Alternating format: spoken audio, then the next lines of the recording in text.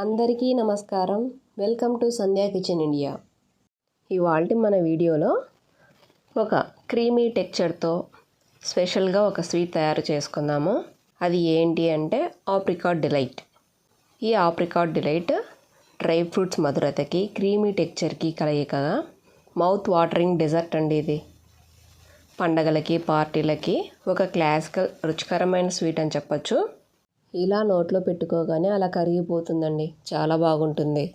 మరి ఈ ఆప్రికాట్ డిలైట్ని ఎలా చేయాలో చూద్దాం రండి. ఈ ఆప్రికాట్ డిలైట్ చేయడం కూడా చాలా ఈజీ అండి. ముందుగా 150 గ్రామ్స్ ఆప్రికాట్స్ని తీసుకొని వాటర్ పోసి నైట్ నానబెట్టి పెట్టుకోవాలండి. ఇవి గట్టిగా ఉంటాయి కదా, కాబట్టి నైట్ నానబెట్టేస్తే పొద్దునకంతా బాగా సాఫ్ట్గా అవుతాయి. ఈ ఆప్రికాట్స్ అంతా మునిగే వరకు నీళ్లు పోసి నానబెట్టి పెట్టుకోవాలి.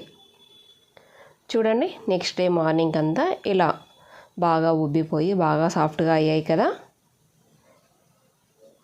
వీటిని కుక్కర్లోకి వేసుకోవాలి. ఈ ఆప్రికాట్స్ని ఉడికించుకోవటానికి మనం నానబెట్టిన వాటర్ ఉన్నాయి కదా, అవే వాటర్ని పోసుకోవాలండి. ఇందులోకి 1/2 కప్పు పంచదారని వేసి కుక్కర్ మూత మూసి 3 నుంచి 4 విజిల్స్ వచ్చే వరకు ఉడికించుకోవాలి. ఈ ఆప్రికాట్స్ ఉడికేలోపు మనము దీనికి కావాల్సిన కస్టర్డ్ని తయారు చేసి పెట్టుకుందాం రండి. 1/2 లీటర్ చిక్కని పాలను తీసుకొని స్టవ్ పై పెట్టి మరిగించుకోవాలి. ఈ పాలు మరిగేలోపు మనం కస్టర్డ్ పౌడర్ని కూడా కలిపి పెట్టుకుందాం. 2.5 టేబుల్ స్పూన్స్ కస్టర్డ్ పౌడర్ని తీసుకోవాలి. ఇందులో కొంచెం చల్లటి పాలను పోసి కలుపుకోవాలి.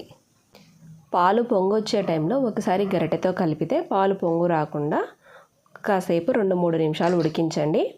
ఇలా పాలు ఉడుకుతున్న టైంలో మనం కలిపి పెట్టుకున్న కస్టర్డ్ పౌడర్ ఉంది కదా, మరోసారి కలిపి పోసుకోవాలి. లేదంటే కస్టర్డ్ అంతా గిన్నె కింది బాగాన చేరిపోయి ఉంటుంది. ఇలా కస్టర్డ్ని ఒకవైపు పోస్తూ మరోవైపు కలుపుతూ ఉండాలి పాలల్లో, లేదంటే ఉండలు కట్టే ఛాన్స్ ఉందండి. కాబట్టి ఒకవైపు పోస్తూ ఒకవైపు కలపండి. కస్టర్డ్ మిల్క్ పోసాక మరో 2-3 నిమిషాల పాటు ఉడికించుకోవాలి. కస్టర్డ్ మరీ చిక్కగా ఉడికించొద్దండి. మరీ చిక్కగా ఉంటే మనము స్వీట్ చేసేటప్పుడు అంత క్రీమీ టెక్చర్ ఉండదు. కస్టర్డ్ వేసాక 2-3 నిమిషాల పాటు ఉడికించి ఇప్పుడు ఇందులోకి 1/2 కప్పు పంచదారను వేసుకోవాలి. మనము ఆప్రికాట్స్ ఉడికించేటప్పుడు 1/2 కప్పు పంచదారను వేసాము, ఇక్కడ 1/2 కప్పు వేస్తున్నాను. పంచదార వేసాక స్టవ్ ఆఫ్ చేసి 2-3 నిమిషాల పాటు కస్టర్డ్ని అలాగే కలుపుతూ ఉండాలండి. అప్పుడు మనకు పంచదార కరుగుతుంది.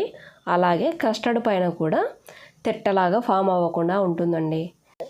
లేకపోతే కస్టర్డ్ చల్లారే టైంలో మనకు పాల మీద మీగడ ఎలా అయితే కడుతుందో అలా కస్టర్డ్ కూడా ఒక తెట్టలాగా పేరుతుంది. అలా ఉంటే మనకు అంతగా బాగుండదు. కాబట్టి పాలు కొద్దిగా చల్లారే వరకు 2-3 నిమిషాల పాటు కలుపుతూ ఉండండి. ఈ టైంలోనే కొద్దిగా ఫ్లేవర్ కోసం వెనిలా ఎసెన్స్ని వేసుకోవాలి. ఇక మనకు కస్టర్డ్ రెడీ అయింది కదా. ఇక ఆప్రికాట్స్ ఎలా ఉడికాయో చూద్దాం రండి. చూడండి, ఆప్రికాట్స్ కూడా బాగా ఉడికిపోయాయి. ఇందులో వాటర్ కూడా కొంచెమే ఉంది కాబట్టి సరిపోతుందండి. లేదు వాటర్ ఎక్కువగా మిగిలాయి అంటే మాత్రం కుక్కర్ మూత మూయకుండా మంటని హై ఫ్లేమ్లో పెట్టి ఆ వాటర్ అంతా ఇంకిపోయే వరకు ఉడికించండి. లేదంటే మనకు స్వీట్ తక్కువ, మనం ఆ వాటర్ని వేస్ట్ చేస్తే స్వీట్ తక్కువ అవుతుంది. లేదు ఆ వాటర్తో సహా వేసాము అంటే మనకు ఆప్రికాట్ క్రీమ్ అనేది మరీ లూజ్గా అవుతుంది. కాబట్టి తగినంతగా వాటర్ ఉండే రకంగా చూసుకోవాలి. ఈ మాత్రం వాటర్ ఉంటే సరిపోతుందండి. ఇంతకంటే ఎక్కువ ఉన్నాయి అంటే మాత్రం మీరు మూత ముయ్యకుండా కాసేపు ఉడికించండి, వాటర్ అంతా ఇంకిపోతుంది.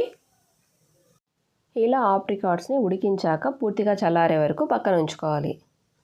ఇప్పుడు మిక్సీ జార్ తీసుకొని ఈ ఆప్రికాట్స్ని అందులో ఉన్న వాటర్తో సహా మెత్తని ప్యూరీలా గ్రైండ్ చేసుకోవాలి. ఇప్పుడు మనకు కస్టర్డ్ రెడీ అయింది, ఆప్రికాట్ ప్యూరీ రెడీ అయ్యింది.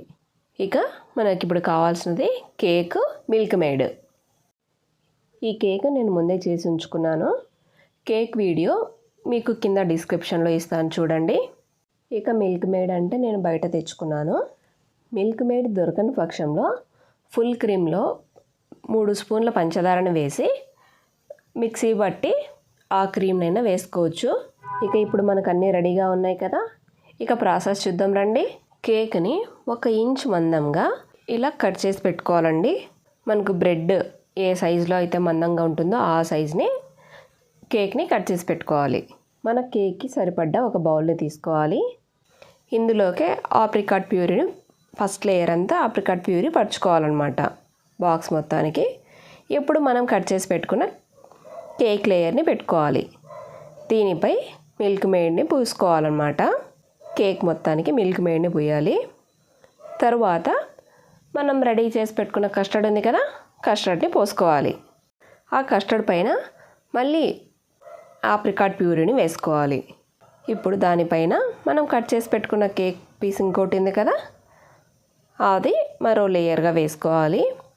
దానిపైన మరోసారి ఆప్రికాట్ ప్యూరీని పూసుకోవాలన్నమాట.